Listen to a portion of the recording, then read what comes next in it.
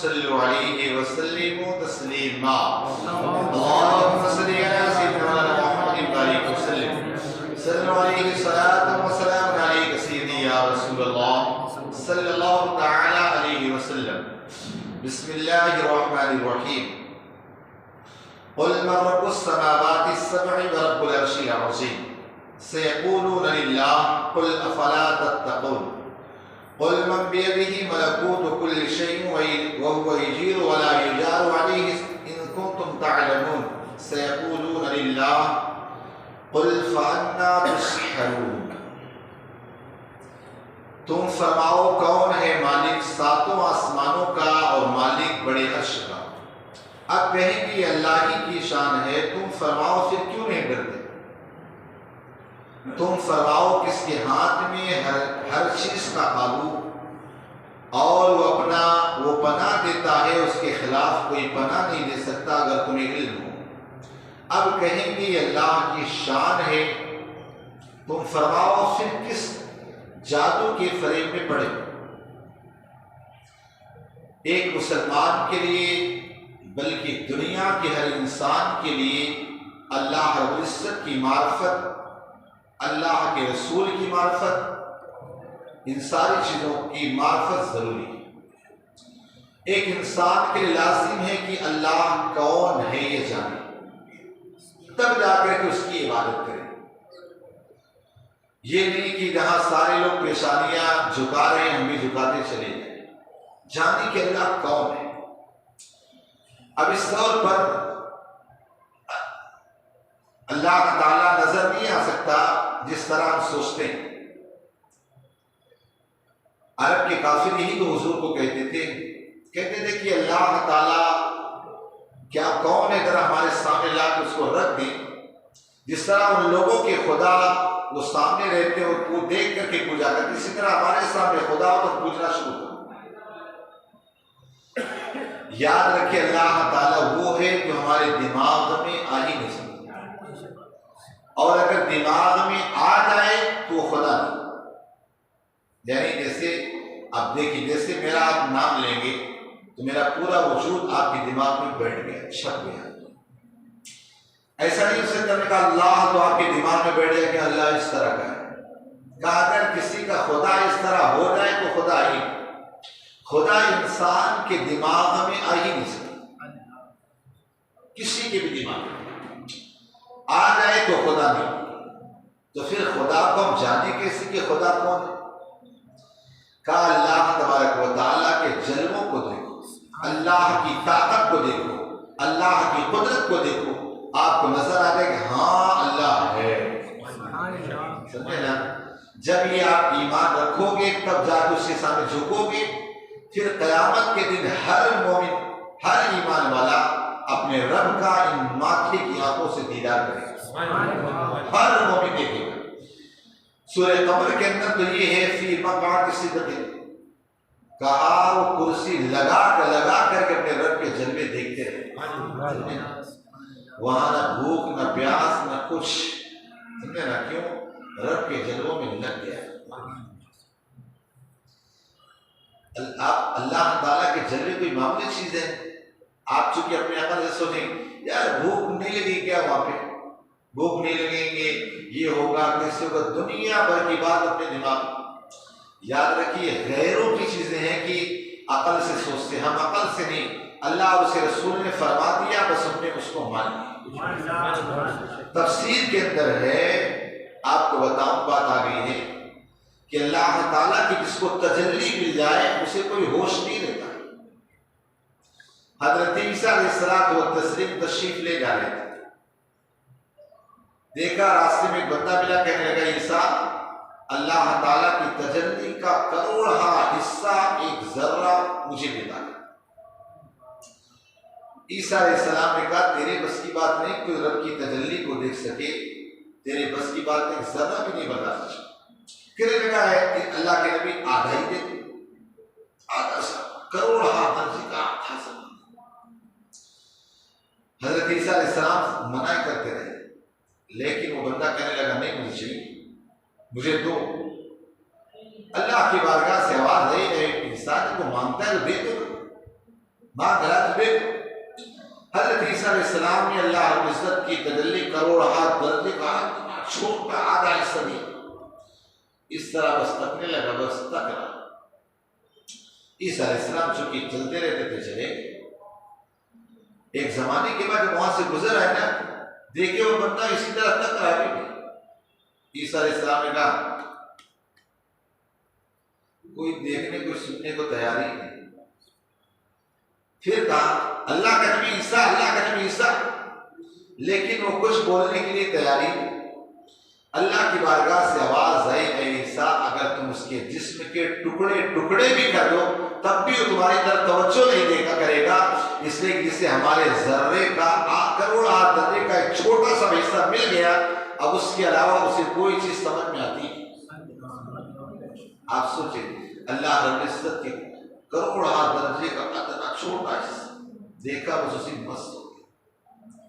تو اپنے دماغ سے نہیں سوچنا کہ یار ماں پر کیسے کھائیں گے نہیں تو زندہ کیسے رہیں گے، یہ نہیں سوچنا۔ حضرت صابر کلیلی علیہ الرحمہ ایک موقع پر آپ چونکہ مجاہدات کرتے تھے، آپ کسی بات میں گولر کے پیڑ میں لٹک گئے۔ گولر کا پیڑ جانتے ہو، جو یو پی والے تو جانتے ہیں، یہاں والے پتہ نہیں کیا کیا کہتے ہوئے، کیا کہتے آملی الگ چیز ہے، گولر اس طرح میں انجیر کی طرح وہ اس کا پھل ہوتا ہے، امرا الگ چیز ہے، انجیر کی شکل کا ہی ہوتا ہے، تو بہر ہاں وہ باہر جو وہی برف۔ تو گولر کے پیڑ میں آپ 12 سال تک آپ لٹکے رہے اور اللہ رب العزت کی بس تجلی میں اللہ رب العزت کی یاد مدد 12 سال۔ تو اپنے دماغ سے نہیں سوچنا کہ یار کھائیں گے کیا کریں گے، بہر تو ایک مومن پر لازم ہے کہ اللہ رب العزت کی معرفت ضروری کہ اللہ کون ہے۔ اپنے آپ میں دیکھو ذرا کہ اللہ رب العزت نے اتنی چیزیں ہمارے اندر پیدا کی ہیں، کیا تھی؟ ایک ناپاک قطرے تھے، پھر خون کا لوتھڑا بنے، پھر گوشت بنے، اسی میں ہڈی آئی، جان آئی، دنیا میں آئے، مست ہٹے کٹے جوان بن گئے، سمجھنا چھوٹے سے بڑے ہوئے، جوان ہو گئے، دھیرے دھیرے ختم ہوتے ہوتے بڈھے بن گئے، قبر میں بھی چلے گئے۔ اس میں بھی آپ دیکھیں انسان ایک ناپاک قطرے سے کس انداز میں کہاں پہنچا، یہ کون بڑا کر رہا ہے؟ وہی خدا ہے۔ اس پر غور کرنا، اس پر آپ دیکھیں ایک آنکھ اگر چلی جائے ساری کائنات مل کر اس کی ایک آنکھ لا سکتی نہیں لا سکتی۔ بھلے کہ وہ کہنے لگے اللہ نے ترقی دی، اللہ نے انسان کو عقل دیا کہ آج آپریشن کر کے چیزیں فٹ کر دیتی، لیکن جو میرے رب کی کاریگری ہے اس میں کوئی شک نہیں، نہ کوئی اسی کر سکتا۔ ان ساری چیزوں میں غور کرنا کہ اللہ ہے، اللہ ہے۔ ایک اللہ والے تھے، وہ کہتے تھے لا الہ لا الہ۔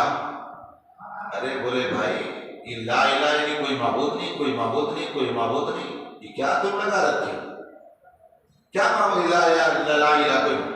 کہا جب اس کو دیکھ لوں گا کہ اللہ ہے تب کہہ دوں گا الا اللہ، سمجھے نا؟ کہا جب اللہ کو دیکھ لوں گا تب کہہ دوں گا الا اللہ۔ تو اللہ تعالیٰ کی تجلی کی بات کرو تو بہت ساری بات مجھے یاد آتی جاتی ہیں۔ حضرت جنید بغدادی کے حضرت بایزید بستامی لے رہا، وہ جب اللہ کی صدا لگے تو پھر کیا کہتے ہیں انا الحق انا الحق انا الحق، میں خدا۔ جب آپ ہوش میں آتے جسم کی کیفیت سے آپ باہر آتے تو مریدین کہتے حضور آپ اپنے آپ کو کہتے میں خدا ہوں۔ کہا میں خدا ہوں؟ میں نے ایسا کہا 12 آدمیوں کو تلوار پکڑائی، 12 آدمیوں کو تلوار پکڑائی اور پکڑانے کے بعد کہا اب اگر میں کہوں الحق نہ میری گردن مار دے۔ 12 مرید تلوار لے کے ساتھ کھڑے ہیں۔ اب آپ نے وہی سما، وہ زمانے کے اندر جو سما ہوتا تھا سمجھے آپ، اس کو شروع کیا، جو ذکر شروع کیا نا، آج کل کی طرح نہیں کہ ڈانس کرنے لگے ناچنے لگے نچنیوں کی طرح، وہ سما کرتے تھے نا، بس اللہ اللہ جو شروع کی نا، جب تھوڑی دیر گزرتے کہ انا الحق انا الحق انا الحق انا الحق۔ اب جو مریدین تھے تلوار لے کے سٹا سٹ ادھر سب چلا رہے، سب کی تلواریں لڑ رہی لیکن کچھ ہوتا نہیں۔ اب اس کے بعد جب آپ ذکر بند کیے ہوش میں آئے، آپ نے کہا کہ آج تو میں نہیں کہہ رہا تھا کہ الحق، کہا آپ آج پھر کہہ رہے تھے الحق میں خدا ہوں۔ کہا میری گردن نہیں مار دیا، کہا میری گردن مار دینا چاہیے تو میں اس طرح کہہ رہا تھا۔ تو لوگ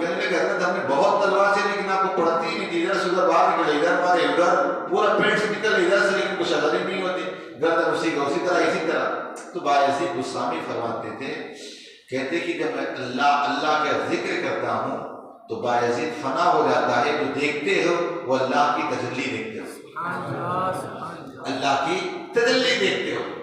آج بھی پیر صاحب بہت سارے لوگ کہتے ہیں نا جذبات، اس کو بھی تلوار مار کے دیکھنا تھا، اس کی گردن کہاں جاتی ہے، سر کہاں جاتی ہے، سمجھ میں آئے۔ ایسے ایسے اللہ والوں کی واقعات ہیں، آپ کو کیا بتاؤں۔ جب ہم نے اللہ کی صدائیں کی اہمیت جانا ہے، جب کوئی نہ ہو دنیا، کوئی کسی کا نہیں، چاہے بیٹے کے لیے مار پیٹو، چاہے پوری زندگی کا گزار دو، چاہے بیوی کے لیے، چاہے بچے، سب کے لیے گزار دو، کوئی فائدہ نہیں۔ آخر میں کہیں گے ہمارے باپ نے کیا کیا، وہ اس وقت مر جاؤ گے، لے جا کے دو چار بار فاتحہ کرو، اس سے زیادہ کچھ نہیں رکھا اس دنیا میں۔ صرف جس صبح سے لے کر شام تک جس جھمیلے میں رہتے، پورا دماغ یہاں نچے گا، یہاں پیسہ لینا، وہاں لینا، وہ کرنا، یہ کرنا، کچھ اس میں کچھ ہے ہی نہیں۔ کبھی آپ جب کوئی نہ ہو، بس آپ تنہا ہو، سب کے ساتھ، دوستوں کے ساتھ ٹائم دیتے ہو، بیوی کے ساتھ ٹائم دیتے ہو، رب کے ساتھ بھی ٹائم دو، پھر آپ دیکھو ہلکی سی لائٹ ہو، پھر نماز پڑھو، کوئی نہ ہو، ہلکی سی لائٹ لے بس، پھر اللہ بالکل دماغ، موبائل بھی ساتھ نہیں لے کے جاتا، موبائل بھی دور، سمجھے نا، بند کرو۔ انہیں نماز پڑھتے دماغ موبائل، فون تو نہیں کسی۔ اب سوچئے آج ہماری عادت کہاں جا رہے ہیں، ہر وقت اتنے، کبھی کر کے دیکھو ذرا کتنا سکون لگتا ہے۔ اور یہاں ہمارے یہاں تو پھر کہیں اجتماع اور کہیں مل کر کے اللہ ہو کرتے ہیں، تو پھر اتنی گردنیں ہلاتے کہ ایک آدھ کچھ بازو والے کے دھکا مار دیتے ہیں۔ جو کیفیت ملنا چاہیے کیفیت ملتی ہے، بڑا سکون ملتا ہے۔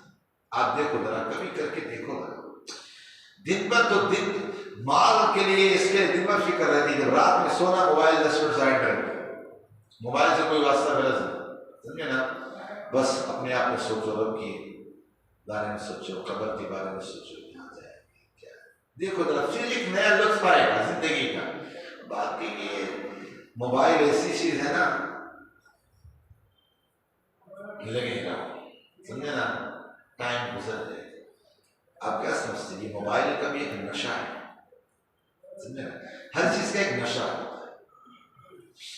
جیسے بچپن میں مجھے بھی ایک چیز کا نشہ بہت تھا، کھانا کھاتا تھا، کھانا کھانے کے بعد گڑ چاہیے، مطلب اتنا زیادہ جیسے بے چینی ہو رہی تھی، سمجھے نا، اور میٹھی چیز کوئی نہیں، کھانڈ نہیں، شکر نہیں، کوئی چیز اور نہیں، بتاشا تو کوئی چیز نہیں، گڑ چاہیے۔ تو ہوتا ہے کبھی کبھی کسی چیز کا نشہ، جب تک اسے نہ کر جیسے کچھ وہ ہو گیا، لیکن اپنے آپ کو اس سے کنٹرول کرنا ہے، سمجھے نا، اس لیے کہ اللہ تعالیٰ نے ہر چیز کو ہمارے کنٹرول میں رکھا، اگر کریں گے تو کنٹرول میں ہوگا، ورنہ اگر ہم رب کی طرف آئیں گے نہیں، سوچے بس مگر جو حاجی بھائی ذرا آپ یہ کریں، دعا کرو ذرا، نہیں رہتا۔ کتنے ایسے قبر کے پیر لٹکائے ہیں، داڑھی نیچے رکھ رکھ کے میں بول ہی دیتا ہوں، کا برداشت ہو کہ دعا کرو، دعا کرو، نماز کی بات دعا کرو۔ تو کوشش کب کرے گا، جب قبر میں پہنچ جائے گا تب کوشش کب کرے گا؟ کوشش نہیں کرنا ہے، اس طرف آنا ہے، ٹھیک ہے۔ اگر کوئی احمد آباد جانے والا ہو اور ایس ٹی پہ کھڑا ہو، میں نے کہا احمد آباد جانا ہے، احمد آباد جانا ہے، دعا کرو حضرت میں احمد آباد پہنچے، ایس ٹی نہیں پکڑا، بس نہیں پکڑا، بس نہیں پکڑے، دیکھتے کتنے دن میں آپ پہنچتے ہیں، پہنچو گے؟ اگر آپ بس نہ پکڑو یا کوئی گاڑی نہ پکڑو، بس وہیں کھڑے رہو، مگر احمد آباد نہیں جانا، حضرت دعا کرو، حضرت دعا کرو، تو جلدی پہنچ جائیں گے نا، اوپر تو چلے جاؤ لیکن احمد آباد نہیں پہنچو۔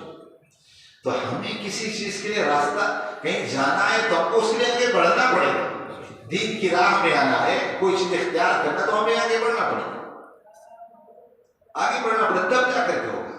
بہرحال اللہ رب العزت کی معرفت بہت ضروری ہے، اسی پر انشاءاللہ کچھ اور سنیں گے۔ اللہم صلی علی سیدنا محمد وعلی آلہ وسلم، صلی اللہ علیہ وسلم۔